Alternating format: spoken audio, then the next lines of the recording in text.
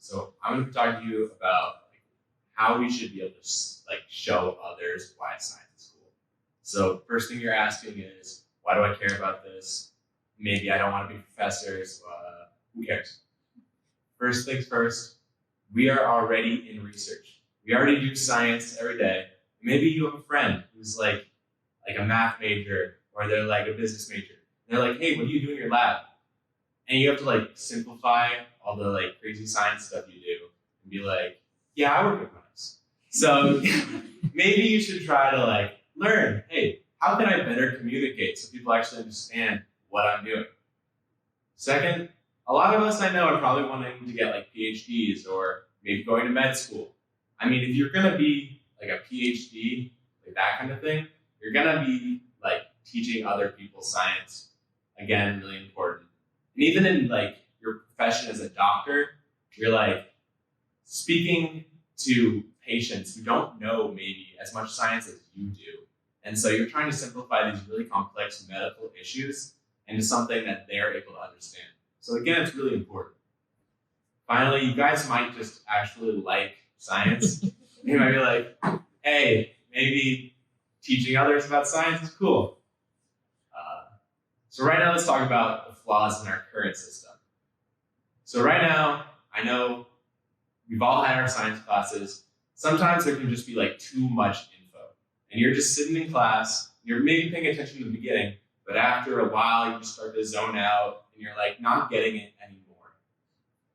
Number two, there's poor teaching techniques. How many times have we seen a PowerPoint? Too many times. Almost every teacher goes and uses PowerPoint, and they don't even have animations, like my animations. It's not entertaining. They don't even connect it to what we're gonna do.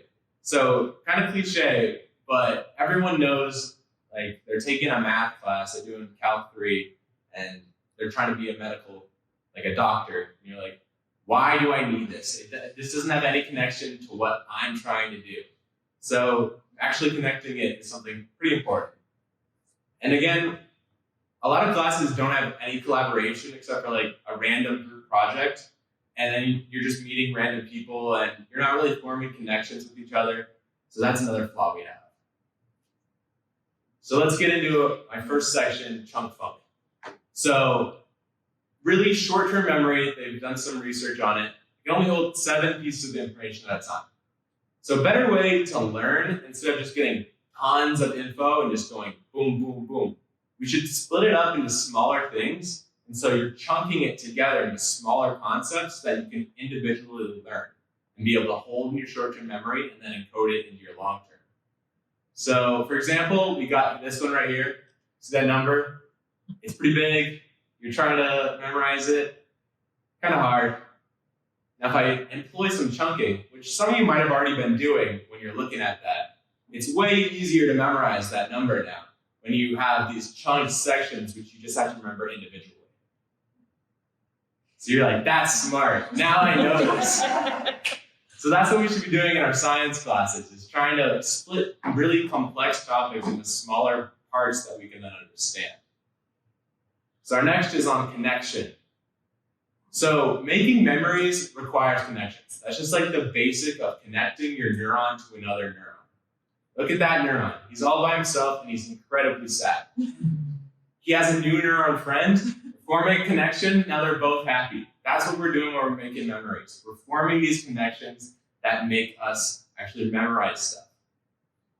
So if we want to actually connect stuff, we want to connect it to stuff that we already know in our memories so that we can build these connections that actually form memories. So maybe that could be through connecting to your future careers, right? So if you're in a calculus class and you're trying to go into medicine, connecting it in a way where you're maybe saying a drug will degrade at this rate. Different ways of connecting it to your actual stuff you care about is much more effective.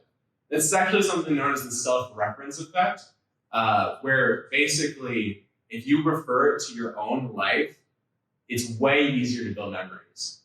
We can also connect it to phenomena, right? So one of my favorite parts about science classes growing up was those really cool demos they would do, where you'd see like a flash of light or like fire, different colored fires. That's really cool. And it's a good way to connect it to stuff that you are actually doing. Because you can learn chemical equations. I don't care about chemical equations, but I do care about like fire. That's cool. That's something I can see. So if I'm looking at that fire right there, maybe my teacher is teaching me about combustion, and they can connect the formulas, right, where I got those CO2s coming up. I can connect the formula of combustion to an actual demo of maybe a fire going.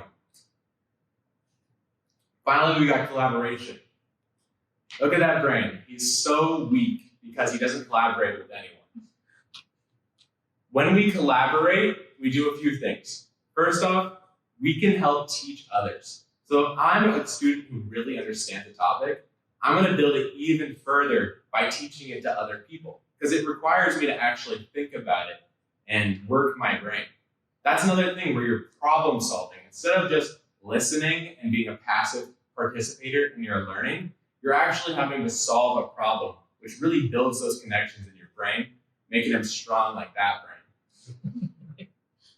Active participation is really important. And that's kind of what I did earlier, right? When you guys were doing the chunking thing, I was asking you guys to try to memorize it with and without chunking. I feel like that's probably a way better way for you guys to learn chunking and actually remember it, because you have this thing where you're actually participating, rather than me just saying, hey, look at chunking, it's cool, and then just skipping past it. So it's a really good way to actually build your memories. So that's the end. I hope you guys learned a lot. Any questions? Cool.